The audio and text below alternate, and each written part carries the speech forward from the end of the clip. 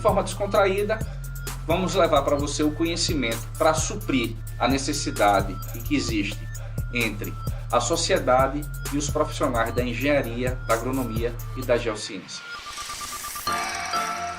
E aí, quer construir? Fala, meus nobres, Luiz Diego gravando mais um podcast aí, Quer Construir. Hoje com meu amigo Jefferson Lima, engenheiro civil, referência na área condominial aqui em Sergipe.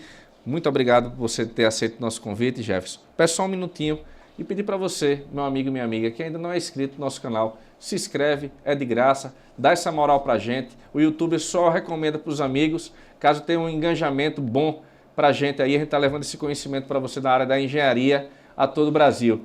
Jefferson, meu muito obrigado. Se apresente quem não conhece, quem é o Jefferson Lima. Eu que agradeço o convite aí, participar mais uma entrevista aí desse programa de qualidade, né? A gente está aí na nossa primeira formação técnica de edificações, aí a gente depois também agora como engenheiro civil, especialista em engenharia condominial. A gente está atuando aí no ramo da construção civil há mais de 30 anos. Temos aí pós-graduação também na área. E estamos aqui à disposição para ver se a gente consegue passar um pouco do conhecimento. Ô Jefferson, quais são os principais aspectos analisados em um laudo de inspeção predial? Pois bem, o laudo de inspeção predial, que é o mais conhecido, né? Todo síndico aí pede para fazer um laudo, né? E nem toda peça de engenharia é laudo, né? Mas esse laudo especificamente tem a norma que rege ele, né? Que é 16747. É uma norma relativamente nova, né? Mas também o laudo de inspeção predial não é para condomínios novos, né? Ele é para condomínio em uso, né? Vamos dizer assim, porque você vai analisar o uso da construção civil, dos equipamentos e da estrutura, né? Então, é necessário, aqui em Sergipe existe uma lei, né? Que a cada 5 anos tem que se renovar o habite e fazer um laudo. Não é o laudo da inspeção predial, mas é uma lei que está sendo mais exigida agora, né, que o pessoal está tendo um pouco mais de consciência, mas muitos condomínios aí estão sem essa inspeção. É muito necessária, né, para que o condomínio fique seguro. O Jefferson, como é que a inspeção predial pode contribuir na questão da manutenção corretiva, na manutenção, preventiva, ao invés da corretiva? Exato. A inspeção predial é uma ferramenta que o síndico possui, tanto para... Por exemplo, vamos dar um exemplo aí, um condomínio que o síndico vai assumir agora, ele precisa fazer um relatório, um checklist de como está a situação do condomínio.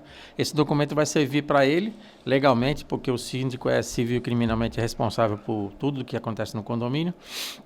Se ele não tiver esse relatório de inspeção predial, ele vai ser responsável pela vida passível do condomínio todo, né? Se tiver algum problema. E com esse relatório ele vai ter um raio-x. Esse relatório vai auxiliar ele, inclusive, na manutenção e nos itens que ele vai atacar, porque nessa inspeção predial a gente consegue relacionar todos os problemas, as manifestações patológicas que porventura existam no condomínio, vai relacionar por prioridade e vai fazer uma lista para ele, que ele vai ter que executar imediatamente, o que ele pode esperar, o que ele pode aguardar. E também tem condição de precificar esses itens todos, né? Então vai ser uma ferramenta para ele muito útil na manutenção, porque ele recebe da construtora o manual do proprietário, que vem lá junto uma orientação para ele fazer a manutenção no condomínio. E essa manutenção, normalmente, quando a construtora entrega, não é adequada. Ele tem que revisar com um profissional habilitado para fazer toda essa manutenção. E essa inspeção predial vai ajudar o profissional a fazer a relação de manutenção do condomínio todo, elencando as prioridades, né? Por exemplo, o que o pessoal vê muito é desplacamento de fachada ou fissuras na estrutura, etc. Vai ser possível que o síndico tenha as prioridades. Dá para ele fazer isso agora, ele precisa fazer, leva para a Assembleia, vai ter um documento embasado, né, para que o síndico faça essas providências. Muitas das vezes, como você falou aí, não é específico o laudo, né? E sim o parecer que costuma-se o síndico pedir para os engenheiros tá fazendo. Só que o nome já diz, parecer, parece ser, né? Não é de fato, né? Você não utiliza as ferramentas específicas para cada problema que seja da sua patologia. Quais que você pode pontuar para a gente as principais consequências de uma falta de um laudo de inspeção predial? O próprio IBAP, né, o IBAP São Paulo, que é o mais atuante, que tem vários estudos, né, ele comprovou que tem em 66% das prováveis origens de acidentes são a falta de manutenção nas edificações com mais de 10 anos, né, relacionada à deficiência de manutenção, perda precoce de desempenho, etc. Se o condomínio não faz essa inspeção, ela é recomendada a cada 5 anos. Aqui em Sergipe tem uma lei municipal. Já foi tentado a nível Brasil, teve uma PL que ficou lá enrolada no Senado, sabe como é essas coisas de leis no Brasil, né? Se não tem interesse para eles, não vai ser aprovada. Então rolou, já passou vários deputados, mas o IBAP está com uma frente junto com o CREA, e o CONFEA estão tentando revitalizar essa lei para que seja normatizada no Brasil todo, né? Porque, por exemplo, construções com mais de 20 anos, é necessário que faça uma inspeção a cada 5. Se a construção tiver de 20 a 30 anos, vai diminuindo, né? A cada 3 anos. Se ela tiver mais de 30 anos ou 50, é necessário fazer a inspeção anual. Por quê? Uma construção é como o ser humano, né? Vamos dar o exemplo do carro ou do ser humano, que a gente gosta muito de fazer analogia com o corpo humano. Você vai ao médico. Você é novo, você às vezes nem vai, negligencia manutenção, visitas periódicas ao médico. Quando você está com uma certa idade, você já começa a precisar ir no médico, né? Quando você avança mais a idade, nossos avós e pais, com 80 anos ou mais, precisam do acompanhamento do geriatra, né? Então, nós, como especialistas em engenharia condominial, somos o médico do condomínio, né? Às vezes a gente precisa de um especialista colega que precisa nos auxiliar, um geriatra no caso, porque você vai no médico e não é de primeiro que o médico vai te receitar uma tomografia. Primeiro ele receita outros exames menores. Se for necessário, vai aumentando. Mesma coisa na inspeção predial ou no acompanhamento. A própria inspeção predial tem 3 níveis, né? O nível 1 é mais sensorial, que a gente vai verificar com o nosso olho, com o nosso conhecimento, alguns ensaios expedidos pequenos. Na segunda já são ensaios mais específicos, que a gente precisa de um equipamento maior, um pacômetro, fazer uma outra inspeção. No terceiro nível a gente precisa então uma equipe multidisciplinar ainda, que a gente precisa do engenheiro mecânico, o engenheiro eletricista e o civil, para fazer toda a verificação do condomínio, para verificar não são os órgãos, todos os equipamentos, né? E no corpo humano seriam os órgãos, né? É assim que a inspeção predial auxilia e ajuda o condomínio, né? A necessidade da engenharia no condomínio já está bem clara, porque os condomínios estão envelhecendo, muitos, né? Teve um pool aí de construção há um tempo atrás, então hoje tem muitos condomínios antigos, e os novos também precisam desse acompanhamento, porque infelizmente as construtoras estão negligenciando um pouco na qualidade de material e de execução. Você entrou aí nesse ponto aí que eu queria adentrar, nessa questão da vistoria de entrega de imóveis, né? Graças a Deus, os proprietários, né, estão tendo uma conscientização melhor para a contratação de um profissional habilitado para poder dar essa vistoria, um laudo melhor do que você está recebendo, né? Quando a gente vai receber um carro lá, o cara vai mostrar para você, mas você não entende porra nenhuma de mecânica, o cara falar tá tudo certo, tá tudo certo. Mesma coisa para um leigo que não entende de obra, vai receber um apartamento, ele pega aquele momento acalorado do cara, o cara tá com aquela paixão toda, o cara não enxerga nada na frente, ele só quer a chave. Muitas das vezes que o cara não seja uma edificação para investimento, que seja para moradia, é pior ainda, né, que o cara vai todo deslumbrado para aquilo ali. O que é que deve ser verificado no momento da entrega do imóvel para garantir a sua conformidade do projeto? Esse comentário seu foi muito interessante, já rouba uma parte da nossa fala, né? Que a gente fala bastante nesse ponto, né? As construtoras, os empreendedores vão muito por essa parte da, não ignorância, do não saber do morador, que ele não é obrigado a saber nada disso de qualidade, norma, se for obedecido ou não. Mas a construtora faz aquela festa, né, de entrega do imóvel, chama o morador antes para entregar a chave, chega lá, um estagiário que às vezes da construtora vai, entrega a chave e fala, não, você tem meia hora para olhar, mas está tudo certo, a gente mostra aqui, está tudo limpo, tá pronto. O cara entra, olha, realmente no olho dele, ele não vai encontrar em conformidade. Naquele momento ele não vai ver nenhum piso com som cavo, que a gente chama, né? Que é o piso que você bate som cavo. Não vai encontrar nenhuma fissura, não vai encontrar o ralo com inclinação inadequada, não vai verificar os peitoris, não vai verificar nada disso. Aí ele olhou, tá tudo bom. Ele só vai começar a verificar quando ele for morar realmente, né? Quando for contratar um móvel planejado, ele vai colocar, não tem esquadro na parede, faltou alguma coisa. Justamente. Aí ele andou...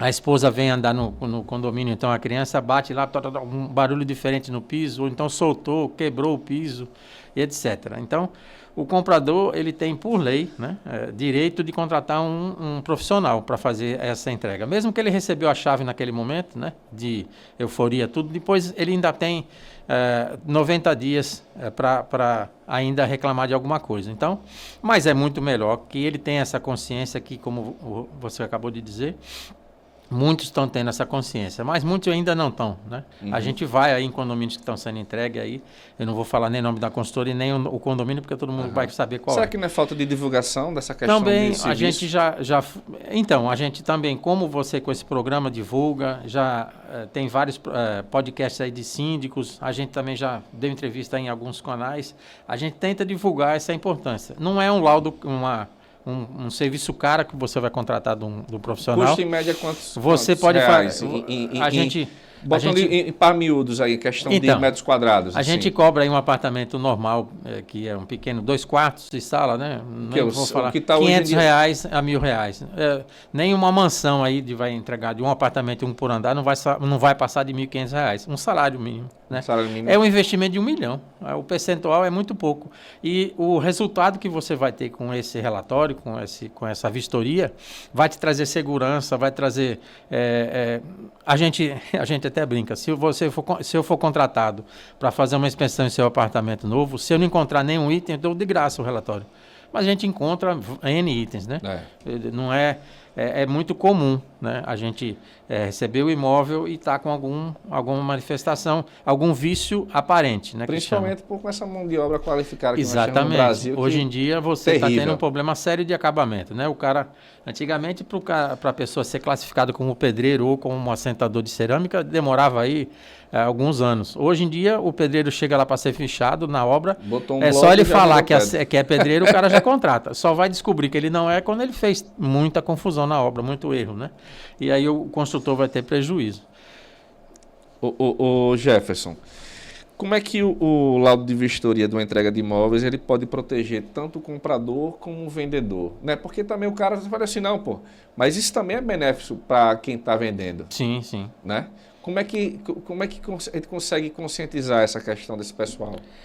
Na contratação desse serviço, vai trazer segurança para as duas partes, porque vai ser um relatório um relatório fotográfico que a gente faz. A gente vai primeiro sentar com o dono do imóvel e perguntar para ele se ele recebeu todas as documentações que ele nem imagina que são necessárias que sejam entregues a ele, né? Desde o folder de propaganda da venda do imóvel, por quê? O folder. A gente fala, a hora que você pede o folder, o cara, para que você quer isso? Não, porque você comprou o imóvel com aquela propaganda, né? Com aquele folder lá há 5 anos atrás, né? Que você financiou esse imóvel, mas o corretor te mostrou lá um folder em que tinha lá a descrição do seu apartamento, qual ia ser o revestimento, uma foto, mesmo que ela está escrita lá meramente ilustrativa, mas foi através daquele sonho que você comprou o imóvel. Estava na planta, né? Não tinha nada, né? Tinha um croquis, tinha uma maquete, quanto muito. E você comprou esse imóvel. A gente pede toda essa documentação, o folder, o memorial descritivo, manual do proprietário, que as construtoras às vezes negligenciam em entregar, né? Entregam depois ou não entregam, né? Ou entregam um pendrive lá com o manual e nem explica para o proprietário que aquele manual ele deve verificar não só para a hora que ele vai instalar algum móvel que tenha a tubulação, que deve ter o as-built, né, do apartamento também, tubulações elétrica, hidráulica, deve estar tudo marcado. Mas normalmente, quando a gente pega esse material, esse as-built não existiu. Está lá a planta, mas o encanador resolveu colocar o cano do outro lado. E a hora que a pessoa vai instalar o móvel, se ele não trouxe nenhum equipamento para verificar o tubo, ele vai furar naquele ponto. E muitas das vezes a gente sabe que o pessoal que faz esse tipo de trabalho não usa nada, né? Não usa nada. É o mais barato, né? Que o mais sofisticado, o mais qualificado é um pouco mais caro o serviço, né? Ele não ia ter problema. Então, ele vai ter vários problemas. Aí, Voltando então, como é que traz a segurança? Porque esse relatório vai servir para as duas partes. A gente vai fazer o relatório, vai mostrar o que está de conformidade, vai discutir com a construtora também, né? Nem tudo ele vai concordar, né? Mas a gente vai mostrar por A mais B que estava na especificação, está na norma que tem que ter a inclinação, tem que ter o peitoril lá com a lágrima ou com aquele friso que a gente que coloca assim embaixo, tem que ter a distância, né? Para que a água não retorne à parede, para que também não infiltre nas paredes, porque senão depois você tem na sua parede do seu quarto aquelas manchas do lado da janela e a pessoa fala, poxa, eu pintei o apartamento e toda hora volta essa mancha. Claro, não foi feito o serviço adequado e tudo isso acontece. Então, parte elétrica, a simples troca de fase de lado da fase já vai influenciar nos seus aparelhos eletrodomésticos depois, na hora que você for utilizar, verificar se tem aterramento, a gente faz tudo isso, né?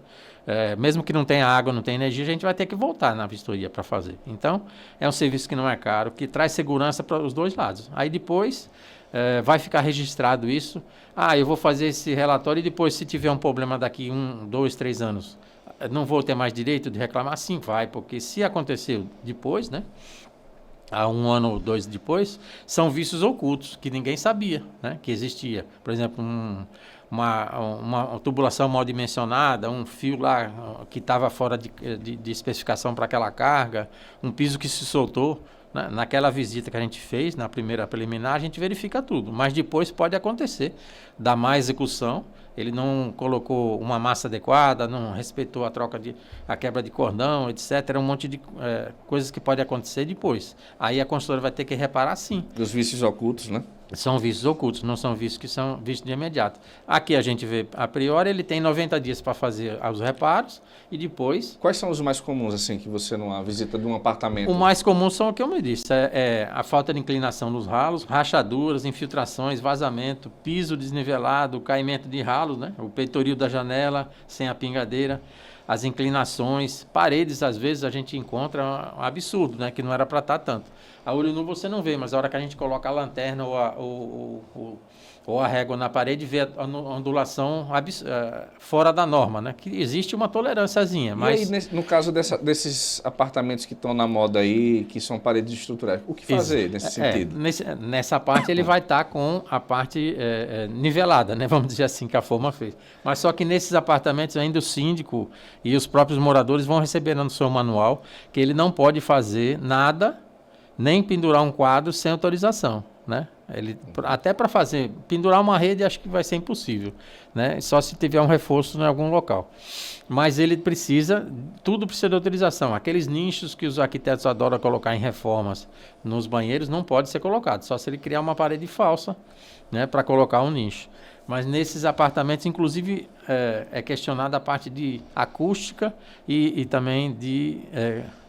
acústica e também a parte de qualidade do apartamento, né? Uhum. A parte de calor e frio, né? Nesses apartamentos. E estão construindo vários, né? Quando você faz essa vistoria, você também vai olhar a distância, metro quadrado? Isso, a gente vai pegar o memorial descritivo e a planta do apartamento, né? E vai verificar se as medidas estão de acordo. Tanto as medidas do apartamento quanto a de garagem, né? Onde está a garagem, quais as medidas, porque... Normalmente a gente está encontrando divergências, né? Se é 1 centímetro, né, meio, aí tudo bem. Agora, se começa a aumentar, aí a gente tem que registrar e a construtora vai ter que rever, porque na sua escritura está lá quantos metros quadrados que você adquiriu. O pessoal da construtora, ele quer empurrar apartamento de dentro. Qualquer jeito. E aí, as benditas vagas ficam prejudicadas. Ficam. Aí a gente já conferiu vaga que tinha um pilar no meio, um pilar na lateral, e no layout não estava, né? Então... A garagem da pessoa é livre, ele tem um apartamento de tantos metros quadrados e uma garagem de tantos metros quadrados. Na escritura dele está lá, né?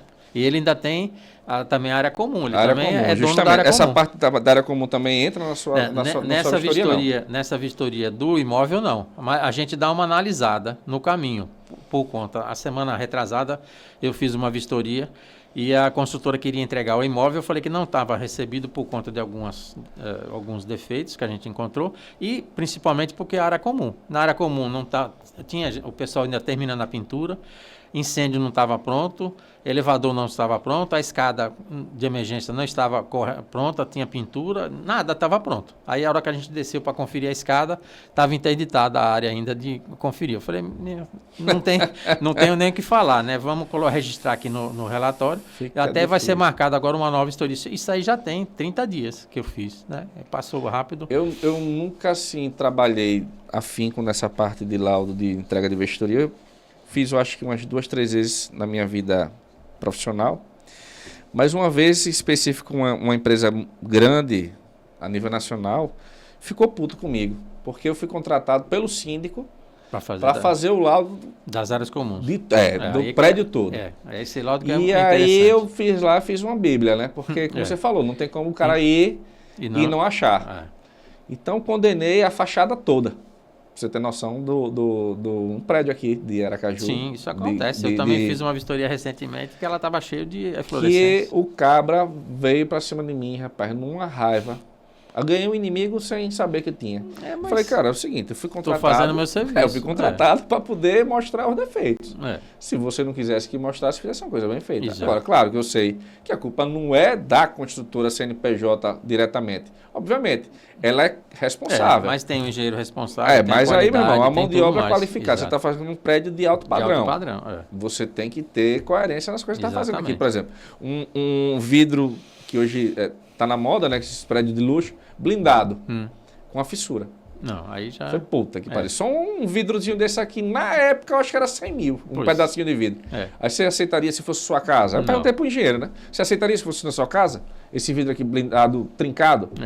Porque... Você sabe que você vai amanhã e vai ter que trocar? Porque se você bate uma pedrinha no seu carro, aquele vidro já não tem a mesma sustentabilidade. Não. Mesma coisa, um vidro de já não vai ficar blindado mais. Aí já botei aqui no relatório. Quando eu botei no relatório, que foi um dos primeiros itens, que era logo da guarita, né? Jogo na entrada. Porque quando eu fiz o laudo, eu vou fazer de baixo para cima. Então vou olhar aquilo. Qual a primeira coisa que você vê? Guarita. Então, da guarita foi logo o primeiro logo. Aí ele achou que não ia ver.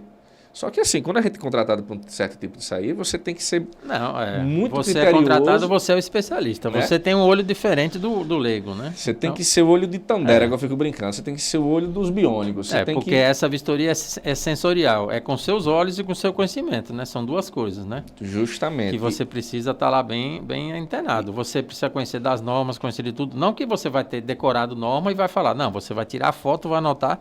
Depois, no escritório, a gente vai nesse atrás caso da aí, norma. Não sei se você que vive mais trabalhando nessa parte aí, já teve caso do condomínio acionar a justiça para questionar o seu laudo, para poder você ter que fazer, tipo, chamar um perito, que você também é perito judicial.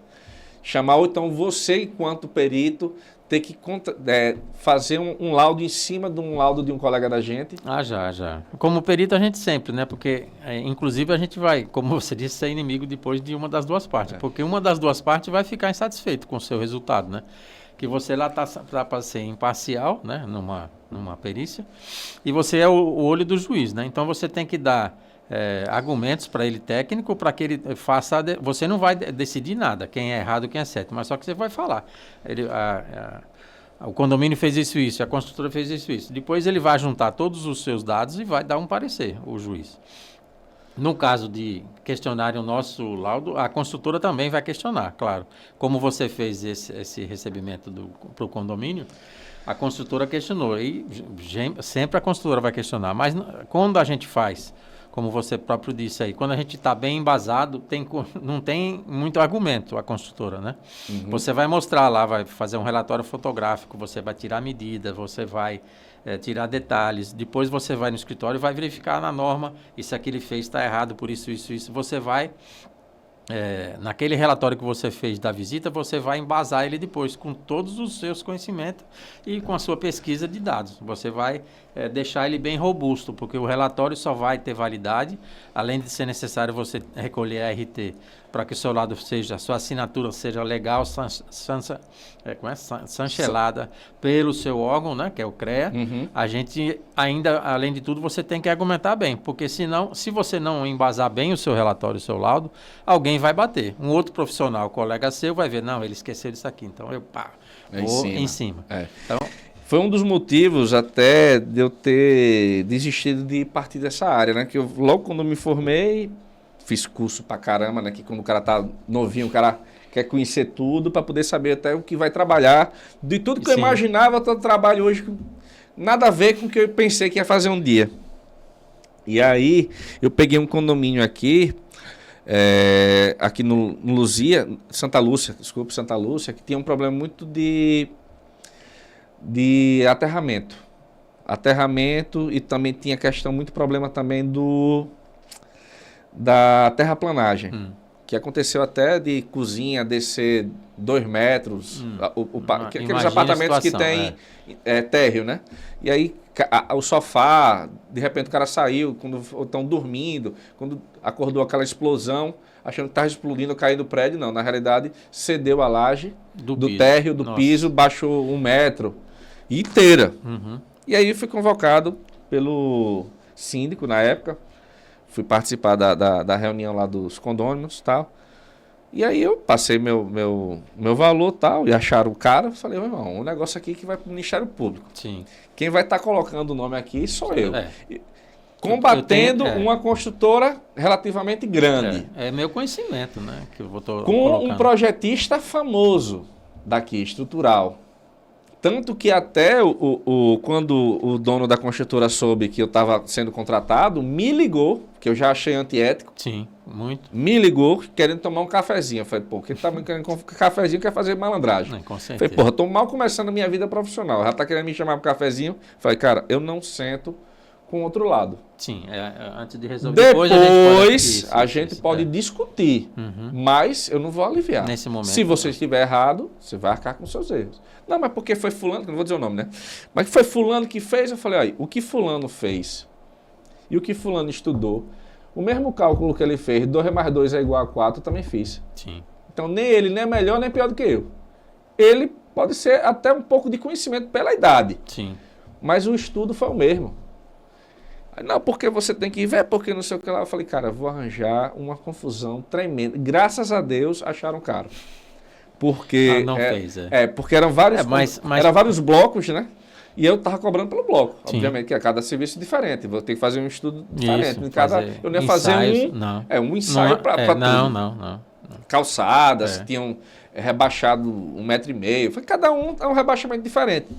E o cara, não, porque... Desculpe, tem estaca de 50 metros e tal. Eu falei, cara, não tem nada a ver uma coisa com a outra aqui. Aí tem nada a ver, eu não estou questionando nada da estaca. Vamos analisar. Eu vou ter que... Então, eu falei, não adianta nem eu discutir com o senhor agora, eu discuto com o dono da construtora. Nem discutir com o senhor agora, porque não vai chegar em canto nenhum. Porque eu não tenho estudo em nada. Não, só falar não adianta. E eu não posso dizer também que o senhor está errado se o senhor pode estar certo também. Sim. E aí? Então, vamos tomar um café. Aí, graças a Deus, ninguém não me contratou. Falei, rapaz, sabe o negócio? Eu vou mudar de ramo. Não vou nesse ramo, não. Porque, porra, eu tava começando a vida de profissional. Falei, vou arranjar logo confusão com os cabas que são a referência. Né? Porque o cara fala, mas que esse menino cabeça verde aí tá querendo arranjar confusão comigo aqui? Que é um cara bem... Depois em off eu lhe digo quem é a pessoa. Mas é assim mesmo que funciona. Essa parte... Eu digo sempre que a parte de engenharia, não vou falar o que a gente fala aí fora, mas é uma área que são um pouco desunida, né? É verdade. Num caso desse, por exemplo, aconteceu um incidente, caiu uma ponte ou caiu um prédio, logo tem um engenheiro que vai lá dar uma entrevista e fala o que aconteceu. Ele nem sabe, não viu nada do que aconteceu e não sabe a real situação que aconteceu. Na medicina... ou com advogado, você não vê isso. Matou um cara lá na cirurgia, ninguém vai comentar. Nenhum médico vai comentar o que aconteceu. Vai deixar a comissão de ética resolver e depois. O engenheiro não. O engenheiro já vai querer falar do outro, né? Nesse caso seu, um profissional não tão habilitado quanto você na época, deu uma proposta bem menor e fez o serviço. Talvez tenha feito um serviço bem raso, né? Não detectando a real situação do que aconteceu para o condomínio. Não sei se teve a questão ética também, né? Exatamente. Que eu estava levando. E não teve esse cuidado que você talvez teria, né? De realmente analisar o que aconteceu para o condomínio e dar uma solução, né? Para que a construtora fosse... arcar ou não. Depois a construtora poderia também não aceitar o do condomínio e ir para a justiça. Aí ia ser nomeado um perito e o perito ia constatar que um dos dois lados estavam certos. É isso que acontece. Mas, infelizmente, essa qualidade das construtoras está deixando a desejar. Você vê muito condomínio sendo entregue. A gente oferece esse serviço de vistoria e eles não estão querendo. Acham que é caro, ou às vezes até a gente cobra. Eu cobro R$ 500 para fazer um simples, né? Um simples que a gente diz é apartamento de 2 quartos, né? Se você fizer numa torre aí que tem, o quê? 50 apartamentos, sei lá. Você, por R$ 500, você consegue fazer vários. Ou se eu fizer só um, também a gente faz. Só que às vezes a gente até fala, eu vou fazer o seu, aí faça uma propaganda, né? Aí o pessoal, alguns estão se conscientizando, né? São pessoas que já moraram em outro condomínio, né? E já antigos, tiveram vários problemas e agora estão no novo. Agora elas estão descobrindo a importância dessa vistoria. Muitas das vezes você recebe nesses condomínios aí, o cara não faz nem reboco, o cara mete gesso. Exato. Né? E depois porque já economiza na questão do emmassamento para ele. Isso. Só que para quem vai morar é uma merda, porque gesso e umidade, a gente vive numa cidade aqui que é o quê? Aí depois, 70%, 80% de umidade. Né? Você vai ver começar a ficar amarelo e vai achar que você tem que repintar só. Não é bem assim, né? Aí você pinta, fica parecendo que está enxugando gelo. Né? Infelizmente é desse jeito. Ô Jefferson, peço licença aqui para você e agradecer nossos patrocinadores. A Geobras, Serviços Geotécnicos, Danilo. Geobras é a empresa. 3D Engenharia. 3D Engenharia faz obras privadas num cunho padrão luxo. Nosso amigo Daniel Diniz. Barbearia Marcelo, nosso amigo barbeiro Marcelo, fica ali na Farolândia. Soedes Empreendimentos, nosso amigo Edclay, faz obras públicas. Bergs Hidráulica, pensando em serviços hidráulicos, Bergs Hidráulica, nosso amigo Berg. Suprimac, aluguel de equipamentos e máquinas para sua construção, nosso amigo Júnior, nosso amigo Marquinho. GL Construções, nosso amigo Gustavinho, serviço de incorporação. Peço desculpa, Jefferson, para poder agradecer aqui nossos... patrocinadores são importantes. São nossos amigos aqui que dão, né? Que dão uma força aqui para a gente. Ô, Jefferson, mudando aqui dessa parte de recebimento, e vamos para a questão da vistoria cautelar de vizinhança, que também é muito importante e que as pessoas esquecem essa questão. Qual é o objetivo de um laudo de uma vistoria cautelar de vizinhança? O próprio nome, vistoria cautelar, é você se cautelar do que existe numa construção vizinha. É muito usual que grandes construtoras, quando vão construir um empreendimento num quarteirão, por exemplo, que a vizinhança tem uma casa antiga, eles aí se preocupam mais em fazer essa vistoria cautelar. Depende de quantas casas vão ser vistoriadas, depende o projetista de fundação que vai falar qual é o bulbo de interferência, né, que vai precisar. A gente precisa fazer da rua, né, muitas das vezes, faz da rua, dos vizinhos laterais, aumenta 2, 3 casas, depende do construtor e do fundo, né. Aí é feita essa vistoria, é uma vistoria também sensorial, é um relatório fotográfico que você vai demonstrar as condições das residências, né? Por exemplo, uma residência vizinha antiga tinha fissura no muro, tinha isso, aquilo, o reboco já desplacando, falta de manutenção que nunca teve na casa. Você precisa registrar tudo isso e a construtora fica com todo esse documento. Por lei, você é obrigado a fazer um relatório.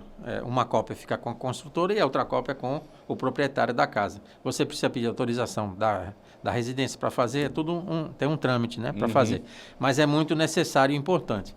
E é importante também até, mesmo em condomínios fechados, aí, construção de casa, você vai construir sua casa lá no condomínio fechado e já existe uma casa do lado, do outro e no fundo. Você vai fazer movimentação de terra, você precisa também fazer essa vistoria cautelar, porque senão você pode ocasionar alguma coisa no vizinho ou já ter alguma coisa no vizinho e ele reclamar depois aí, e você não tem a prova, né? A cautelar você não tem, está lá na lei, né? Isso aí está lá no Código de Defesa do Consumidor, no CDC, tudo. Você precisa, o juiz vai perguntar logo se for acionado a justiça, né? O relatório de vistoria cautelar, aí a pessoa fala, não sei nem o que é isso. O juiz já dá a causa perdida, né? Você já perdeu, vai ter que responder por tudo o que aconteceu na residência. Eu tive uma obra em específico, eu estava como fiscal. E eu cheguei na obra, já estava já andando, né? E foi uma obra lá em Uberlândia, Minas Gerais. foi um supermercado Sim. da rede Bretas, da rede Seconsud, né? Que é o Bretas, que é uma marca que eles têm, como aqui é G Barbosa, lá no Sim, Minas sim. é Bretas. E lá tinha um painel de escavação para edificação, do nível da rua para onde seria a doca, mais ou menos uns 10 metros de desnível. Sim, a escavação. Então, põe puta de uma escavação e a gente sabe a questão do talude, né? E o talude lá, sem brincadeira, se não era 90 graus, era 100 graus, porque era praticamente nulo. A inclinação. Quando começou a escavar aquele negócio, por mais que o material era um material argiloso, rígido, seco, só que o problema de lá de Minas, que do nada você tá com o sol rachando, chove. Aí vai ter um problema. Quando a gente começou a escavação, desculpa até o palavreado, saiu, né? Espontâneo. E eu falando pro pessoal que estava lá executando. E o fiscal sempre é taxado como chato. Falei, cara, vamos fazer logo esse trem aqui para poder a gente ficar seguro. Vamos fazer logo porque tinha um muro de contenção. Estruturado e tal. Que era uma cortina, né? Concreto armado. Não, a gente vai fazer depois porque você quer me ensinar? O cara mais velho, né? Eu mais novo na época. Você quer me ensinar? Porra, a gente sempre foi construir aqui nessa região, nunca deu nada. Falei, nunca deu nada, não quer dizer que não vai dar. E nessa obra em específico, foram 2 merdas que aconteceu. Aí, num belo dia, final de semana, graças a Deus, essa rua tinha pouco movimento nos fins de semana. A chuva. Toró, e o toró lá de arrancar asfalto. Desabou a rua inteira na obra. Nossa. Homem, deu televisão, que você imagina e tal. E notícia. lá vem o meu chefe querer me questionar. Eu falei, ô, negão, você acha que eu não me certifiquei, não? Deixei aqui a notificação para a empresa há 1 mês atrás para poder providenciar a contenção. Eles não fizeram. A resposta que eu tive, ele não botou aqui no papel, obviamente, mas a resposta que eu posso lhe falar que ele me deu foi que você quer me ensinar. Então, situações desse tipo, o cara que que vai construir, o cara tem que se antecipar aos problemas. Não pode deixar acontecer, não. Tinha mais uma coisa lá, o canteiro era grande pra caralho da gente lá. Eu falei, pega esse estoque de ferragem, tira daqui desse morro, coloca no local aqui embaixo, que tinha um estacionamento gigante. Para evitar peso e tudo mais, né? Para evitar tal. Não, viu? Vamos transferir, a gente já vai usar agora, que estava usando para as estacas. A gente já vai usar agora, tal. Eu falei, beleza. Macho, os caras estavam fazendo, os coitados dos pedreiros, graças a Deus não morreu. Tava fazendo uma caixinha de inspeção de água pluvial. Uns PVzinhos, né? Aí veio a colapsar. Desceu a ferragem toda. Desceu a ferragem junto com o material todo em cima dele, pessoal. Rapaz, foi o tal de movimento. E pior que nessa hora eu tinha ido pegar outro colega da gente que estava no aeroporto chegando, que ia me substituir, que eu ia para uma obra aqui na Barra dos Coqueiros. Eu falei, rapaz, já começou bem você. Quando a gente chegou lá, tava Globo, SBT, Record, que você imaginar, tava lá. Aqui é o engenheiro. Eu falei, meu Deus do céu, quem vai botar capacete agora? Entrei sem capacete na obra para poder... Porque se eu botasse capacete branco, a televisão já é direto em mim, né? Vai falar, bom, o engenheiro é aquele ali. Aí a gente, graças a Deus, desenterrou, o cara só teve escoliações e tal. O cara caiu de lado tinha umas estacas, já tinha quebrado a cabeça, né, para poder fazer a base. Ele caiu abraçado de lado, bicho. É Deus, como Deus é Deus. E aí, se tivesse um acidente com morte, realmente a construtora estava um pouco justamente, mas também eu acho que tem muito colega da gente que negligencia essa questão da segurança. Tem bastante. Não, em condomínios a gente vê agora, saindo do assunto da vizinhança, em condomínio muito essa parte da ancoragem. A construtora faz, na época da construção, aquele ferro de construção para segurar a balancinha e descer o material todo. É totalmente possível ser feito na época da construção. Assim que termina a obra, tem que cortar aquela ferragem e fazer a ancoragem devida, né? Com o sistema de ancoragem, que é o sistema o quê? Projeto e tudo mais. E as peças são de inox, aquele ilhós, que é diferente de um ilhós que é vendido para só puxar a corda. É certificado, tem todos os nomes ali, resiste a 1.500 quilos. E os consultores aqui não estão colocando. Aí eu estou tendo vários problemas com algumas consultoras nos condomínios que eu estou assumindo. A primeira coisa que eu vou, notifico a consultora fala, não, mas tem lá a ancoragem, mas não é regido pela lei, você não está obedecendo a NR35, né, 18, precisa trocar. Aí o pessoal está se batendo e não quer fazer. Complicado. Acha que está tudo certo. E ainda o pessoal que trabalha com fachada e com pintura e revitalização de fachada, estão utilizando ancoragens com saco de areia, com contrapesos, amarrando nessas ancoragens, que também não pode, né? Então, a gente realmente tem que mudar esse pensamento desse pessoal. Quais são as situações que um laudo nessa magnitude é indispensável para proteger as partes envolvidas? Principalmente em grandes obras, né? Se o pessoal bem soubesse, até em reformas de apartamento faria esse laudo de vistoria cautelar de vizinhança, que para um apartamento não seria caro, né? Ele teria que fazer a vistoria no apartamento da esquerda, da direita, embaixo e em cima. Por quê? Se você vai trocar um piso, você vai usar a martelete, mesmo que seja leve, e você pode ocasionar fissuras no gesso do apartamento de baixo, um cano que um funcionário lá na obra pode quebrar e molhar ambientes que não são impermeabilizados e ocasionar infiltrações no apartamento de baixo. Então, e também no trajeto que a pessoa faz do entulho, corredor e elevador, verificar se não tinha nenhuma avaria. Por exemplo, no condomínio pode ter lá um elevador com vidro quebrado ou riscado, depois o síndico pode vir para o morador e falar: vocês que ocasionaram aquele defeito lá no elevador e vão ter que pagar. Aí ele vai falar: não foi, fica nessa discussão, ele vai ter que pagar se não tinha o laudo. E em construções grandes, é imprescindível que faça essa vistoria cautelar, porque vai cautelar a construtora e os moradores. Vai trazer, inclusive, segurança para os moradores, porque os moradores, inclusive, se você não fizer um laudo de vistoria cautelar numa grande obra, ele pode embargar a sua obra. Ele denuncia para a prefeitura chega, ou a Defesa Civil, e para a obra se não tiver o laudo, né? Porque no laudo vai, inclusive, determinar se precisa fazer algum reforço de alguma residência, uma escavação, igual você disse aí, de um talude muito íngreme, vai ter que paralisar. Eu fiscalizei uma obra aqui no centro da cidade, uma clínica, que era até do Ministério Público, eu posso falar. Que ele já saiu dali, né? Ali na Semise. O Ministério Público ia fazer uma obra ali, hoje ele até alugou, né? Em um edifício, mas ele ia fazer a obra, começou, ele já estava com 80% das estacas prontas. Eu fui lá na obra dele como fiscal da Semise, né? Que eu era da obra da Semise, embargar a obra dele. Embargar não, conversar com o pessoal primeiro. Eu perguntei: vocês têm o laudo de vistoria cautelar de vizinhança? Ele: não, que a gente achou que não era preciso fazer. Eu falei: interessante, né? Vocês batem em todo mundo e vocês não fizeram. E a clínica está com fissuras e vocês vão ter que parar a obra. Vamos lá ver. Fomos lá ver, tivemos reuniões com eles e tudo, e realmente foi paralisada a obra. Não por conta dessa fissura. Foi um acúmulo de coisas, né? Teve um acidente lá na obra também.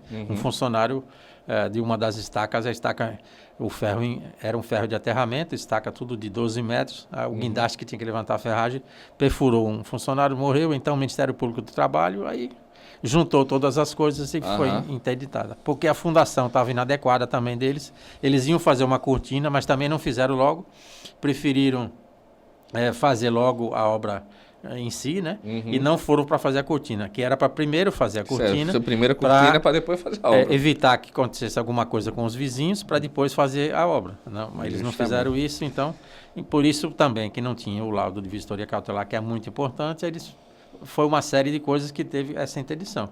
E o laudo só contribui para os dois lados. Vai assegurar um vizinho seu que você poderia ter embargado a sua obra, ele vai ficar seguro, porque ele está com o laudo, ele fala: não, já sei como está a minha casa, né? E se acontecer alguma coisa, eles vão ser responsáveis. Se depois da obra em andamento acontecer alguma fissura, a consultora, na hora ela vai ter que reparar, né? Porque está documentado que não existia, e se existir alguma iminência de um colapso lá por conta de uma residência frágil, né? Que está lá sem manutenção e não tem fundação normalmente, você vai fazer uma grande obra do lado, vai ocasionar problemas. Então, a consultora já tem que tomar as providências, ou chamar o proprietário, entrar num acordo, ou compra o imóvel, né? Muitas das vezes, ou então indeniza a pessoa para fazer Como nós falamos aqui, o Jefferson, a questão de ser perito judicial, né? Na parte da engenharia, né? Quais são as responsabilidades hoje de um perito? Porque muitas das vezes o cara sai e se forma: quero fazer perícia, né? Quero fazer laudo. O cara não sabe onde está se metendo aí. Como você mesmo disse que você não gostou, não quis ter essa experiência ruim de ser responsabilizado ou ser inimigo de uma das partes, né? Mas não pensando nessa hipótese agora, para você ser perito, você tem que fazer um curso de 30 horas no mínimo aí de termos jurídicos, né? Para você saber o que os advogados falam, saber o que é uma petição, saber como tratar o juiz, como tratar as partes, né? Porque quando você coloca lá na perícia seus honorários, os advogados, eles te chamam de santo, né? Xingam você de tudo quanto é nome, você é ladrão, que você fez enriquecimento ilícito, não sei o quê, dos honorários e muitas... Por honorário, os caras botam lá embaixo o preço, que eu soube aí, que os caras, quando parte de engenharia, os caras botam lá embaixo, né? No meu caso, eu não faço isso porque algumas perícias eu já peguei aqui no estado, fora também, e você tem muita responsabilidade, como você também disse antes, né? Você está colocando seu nome, sua carreira toda, né? Se você fizer uma coisa errada, na própria instrução lá do juízo tem lá. Se o perito for negligente, ele pode ser afastado, né? O juiz te afasta, te manda para o CREA lá uma notificação que você não faz parte mais, não pode mais exercer a perícia. Imagine você... acontecer isso com uma pessoa, já aconteceu com vários, né? Mas se acontecer isso eu não me imagino nunca acontecer isso comigo, Deus queira que não, mas você vai ficar desacreditado, né? E isso aí, nenhuma perícia mais você pega, né? E o mercado é fechado, né? O mercado... e tem um prazo depois para você voltar, 5 anos, eu acho, 5 anos, mas você com esse nome na lista negra, ninguém mais vai te nomear, não adianta você querer voltar. Então você tem que fazer um trabalho bem feito, né? Bem argumentado. Para ser perícia é o quê? Você tem que fazer esse curso, né? De 30 horas no mínimo. E depois você tem que ter algumas especializações, que no próprio CDC está lá, que o perito tem que ser qualificado na sua área, né? Não só, eu posso ser engenheiro, somente como engenharia eu posso fazer alguma perícia de dano de construção, um pouco mais simples, né? Quando as perícias são mais sofisticadas, igual na medicina, do coração tem que ser um médico especializado no coração. Ortopedia tem que ser a mesma coisa na engenharia. Se for estrutural, cálculo, precisa ser um engenheiro calculista. Se for na parte de geotecnia, precisa ser um geólogo. E assim vai. E a gente também...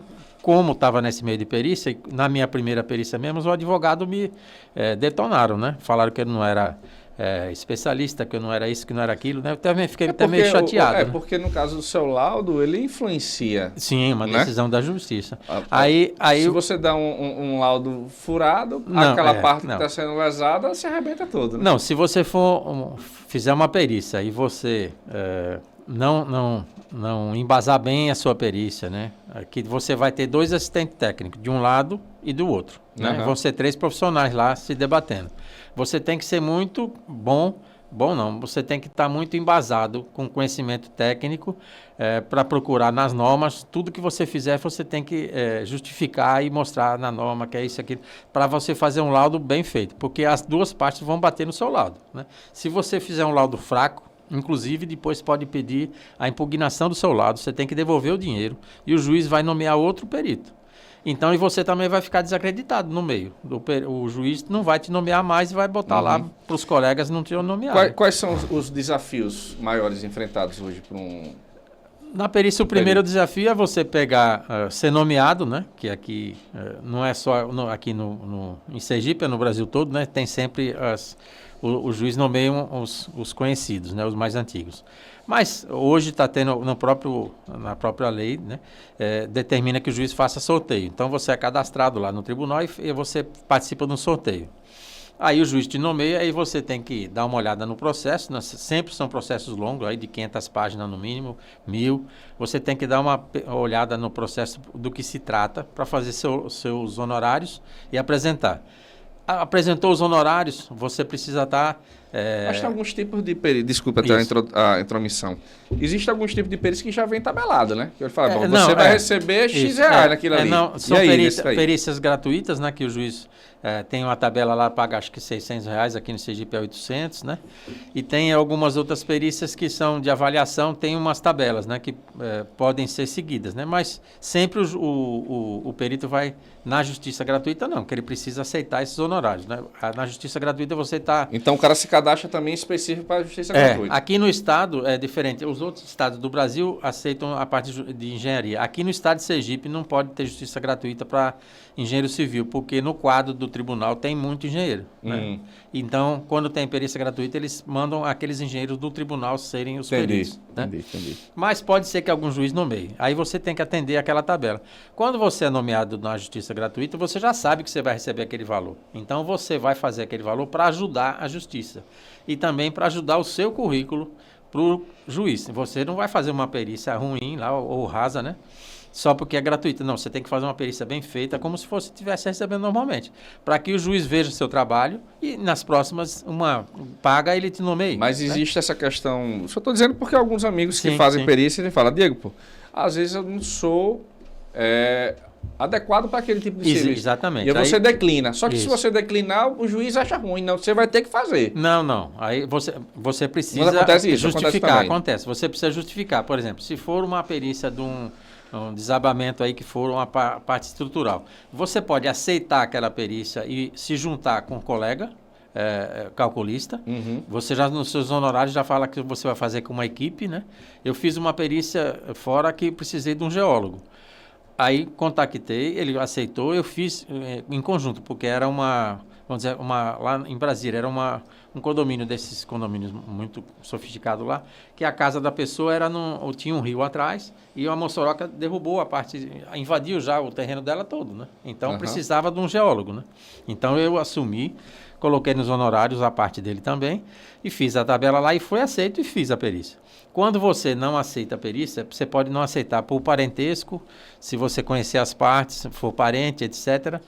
Aí você vai declinar e justificar o motivo. Se você não for qualificado, por exemplo, for uma perícia que você não acha que você não tem condição, for muito sofisticado assim de algum item, que você não tem aquela especialização, você pode declinar e tem que justificar. Claro que, como você disse, se for uma de engenharia, você falar que não quer só porque você está sem tempo, etc., o juiz vai entender que você não é qualificado para ficar lá no quadro, né? Vai ser difícil você ser nomeado de novo. Novamente. Ou então você faz uns honorários um pouco maior para se juntar com outro colega, né? É assim que normalmente se faz. Se você realmente começar a declinar sempre... Outro dia foi nomeado por uma perícia que era tinha que ser engenheiro de segurança do trabalho. Eu justifiquei, disse que eu não era qualificado porque eu não tinha essa especialização. Como era de perícia de médicos, né, de hora de trabalho, etc., aí o juiz entende, né? Até eles colocaram lá depois que sempre quem lê é o pessoal da secretaria, ele justificou lá que realmente não tinha. E eu indiquei vários, né? Falei, tem esses colegas todos que são aí já cadastrados no tribunal, que pode ser feito contato. Aí pronto, já ajudei ele também a não ter que procurar tanto. O Jefferson, a gente temos norma para tudo aqui no Brasil, né? Então, a norma que você comentou lá no início, a 16.280, né? Que ela é bem relevante nas reformas. No condomínio. O que você pode falar assim, pincelar assim por alto sobre ela para a gente? Então, é uma norma que não é nova, né? Ela é de 2014, né? E também não é tão antiga. Mas ela também todas as normas vêm para ajudar o próprio consumidor, o próprio proprietário de imóvel a ficar mais seguro. Ela é uma norma que tanto serve para o condomínio fazer obras nas unidades autônomas, quanto nas unidades também comum, né? O síndico também precisa fazer o plano de reforma. Primeiramente, o síndico precisa estar com assessoria de engenharia, ou um arquiteto ou engenheiro que seja especialista nessa área de condomínio e que implante a carteira de obras. A carteira de obras é o quê? É simplesmente um resumo que a gente fez da norma e passa para os moradores, né? Porque o morador não vai pegar a norma e fazer uma relação de documento para apresentar ao síndico. A gente ajuda fazendo essa carteira de obras, mostrando lá que você precisa da RT de projeto, RT de execução, um plano de obras, que é discriminar tudo que vai ser feito, né? Fazer um relatório, preencher algumas declarações, onde que você vai jogar o resíduo, o entulho, quadro de pessoal que vai ter na obra, cronograma da obra, que precisa de data de início e de término, né? E tudo que vai ser feito. A planta tem que ser achoreada lá onde que vai ser demolido, pretende ser demolido ou trocado o piso, tudo que vai ser feito. E a RT tem que ser preenchida de acordo tem que ter uma RT de projeto. Nos condomínios que a gente já está passando aí, só tem RT de projeto, não tem de execução. E o síndico não tem a obrigação de saber isso tudo, né? Ele precisa da assessoria. Então, a gente agora implantando consegue mostrar que precisa também da RT de execução. E não é simplesmente a RT. Ele contratar um amigo, me deu uma RT da execução. Não. O engenheiro precisa estar lá, ou o arquiteto, no começo da obra, no meio e no fim, pelo menos, para me entregar a obra do condomínio. Por quê? Ele é responsável por aquela execução. E a RT dele, 99% das RT que eu pego, eu mando refazer. Porque ele coloca lá, reforma do apartamento 401. Sim. O quê? O quê? Ele está responsável por tudo. Eu falo para ele, você não sabe o erro que você está cometendo. Se essa RT fosse para frente, você é responsável por tudo. Ele pode fazer o que ele quiser. E você nem foi lá. Você que vai mexer numa porta. Você nem foi lá. Cultural. Ele pode fazer tudo o que ele quiser. Você está assinando que você é responsável. Então, a RT é muito complicada. E ele bota o metro quadrado do apartamento todo. E você é responsável. Você está assinando um documento que você não imagine o peso que tem esse documento, né? O CREA já fez e faz ainda várias palestras aí para mostrar a importância da RT. Não só a importância de você recolher uma RT de todos os serviços que você faz, mas também da responsabilidade que você está assinando aquela RT, né? Só vai descobrir quando tiver um acidente. E espero que isso não aconteça. Então, justamente.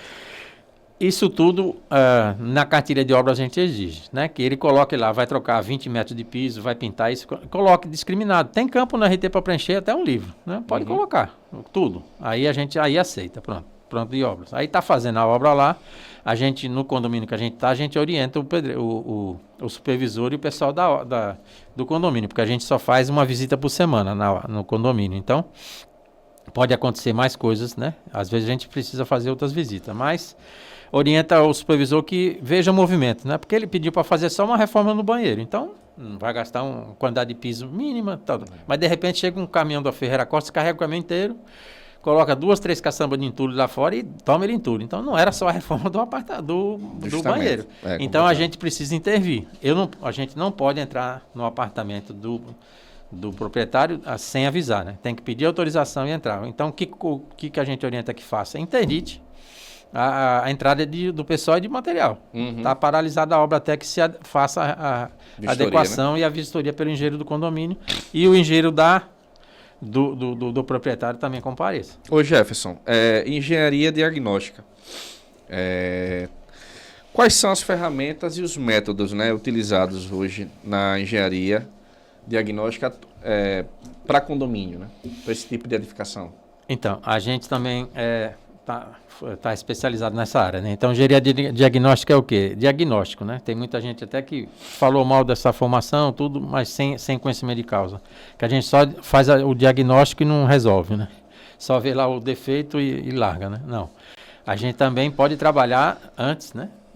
Em construtoras, em projetos, a gente pode analisar o projeto e verificar tudo que vai se está de acordo com as normas, né? Para que não aconteça nada, né? E no condomínio a gente vai diagnosticar, vai fazer o quê? Vai fazer uma inspeção visual, primeiramente, né? Como eu já tinha explicado anteriormente, no médico você vai, primeiro tem um resfriado ou uma dor, você vai para o médico, ele vai te receitar alguns exames básicos, né? Ou um remédio, se você não melhorar, volta. E assim na diagnóstica também. Primeiramente, em condomínios mais novos, em edifícios até 5 anos, é uma revisão que a gente faz, uma inspeção com um pouco menos de equipamento, né? Quase nenhum, né? Primeiramente, a gente vai levar um fissurômetro, alguma coisa assim mais simples, vai verificar, no olho mesmo a gente já tem condição de diagnosticar o que tem. Se for uma fissura, né? A gente precisa investigar qual foi a causa, né? Por mais simples que ela seja ou menor, a gente tem que ir lá fazer lá um testemunho e ficar verificando se ela vai evoluir ou não. Se ela é numa parte estrutural, num pilar ou numa viga, dependendo do grau dela, pelo nosso conhecimento, a gente sabe que é importante ou não verificar. E assim é feito. O aumento aí do diagnóstico, a gente vai precisando de equipamento, a gente vai introduzindo. Então, o diagnóstico vai ficando um pouco mais sofisticado, né? Vai precisar do pacômetro, vai fazer investigação, não vai quebrar nada no começo, mas às vezes precisa de uma janela de inspeção, né? Uma fissura que teve lá numa peça, a gente vai fazer uma inspeção. Se tiver uma parte oxidada da ferragem, a gente vai escariar um pouco e aplicar um líquido, né, que é a fenolftolerina, que a gente consegue verificar se ele ficar roxo é a cor ideal, né, lilás, que a gente chama que o lilás é a cor do concreto bom, né? Que se não ficar, a gente já começa a ter que fazer outras investigações e assim vai evoluindo. E é o nome, é o diagnóstico, né? Ele vai sendo mais sofisticado ou menos de acordo com o problema que a gente vai identificar. Bom, Jefferson, como tudo que é bom dura pouco, chegou o final do nosso programa, mas já deixo o convite aqui para o próximo, que tem bastante assunto aqui que não falta, E para quem não conhece o Jefferson Lima, ele tem a GDL Engenharia, tá escrita no site gdlengenharia.com.br, não é isso? Exatamente. Procura lá o Jefferson Lima, referência aqui nessa área diagnóstica, na parte condominial, na área da engenharia civil. E deixo sempre a pergunta, Jefferson, para os nossos convidados, o que Jefferson Lima espera do futuro? Eu espero um pouco mais de consciência dos síndicos, dos moradores, né? Que a gente sempre fala do síndico, mas são os moradores que precisam ter a consciência de exigir, porque às vezes o síndico tem a boa intenção e os moradores não aprovam na Assembleia, né? Tudo que ele precisa fazer, contratar, etc. Muitos condomínios estão com dificuldade aí de orçamentos porque as construtoras entregaram o condomínio com a taxa muito baixa, né? E de repente ele não tem, na planilha orçamentária, não tem condição de contratar assessoria. Mas tudo tem a revisão nas próximas orçamentos eles já estão colocando. Os moradores também estão tendo essa consciência, como você disse mesmo, né? Receber o imóvel já com o engenheiro. Não é só com o amigo arquiteto ou amigo engenheiro, é contratar mesmo um serviço, né? Porque aquele colega seu que recebeu o imóvel e não recolheu o RT ou o RRT, o seu lado não tem muita validade. Então, você parecer, né? É um parecer, como você tinha dito no começo. Então, vamos também valorizar a profissão, não tentar também tanto precificar para baixo a qualidade do serviço dos outros, né? Que é muito importante que você valorize a área do outro também, né?